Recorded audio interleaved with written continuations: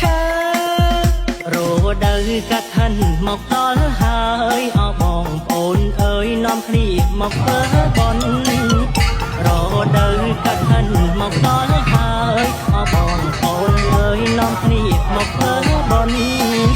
ធ្វើបុណ្យកាត់ឋិននៅភូមិយើងទៅលើកដំកើងដំឡៃនៃសាសនាធ្វើបុណ្យកាត់ឋិននៅភូមិយើងទៅលើកដំកើងដំឡៃនៃសាសនា